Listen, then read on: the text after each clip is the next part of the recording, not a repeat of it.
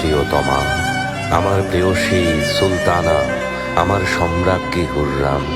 অহর্নিশি যার বিরহে আমি কাতর, আমার সব আনন্দের উৎস, আমার কষ্টের একমাত্র নিরাময় হুররাম।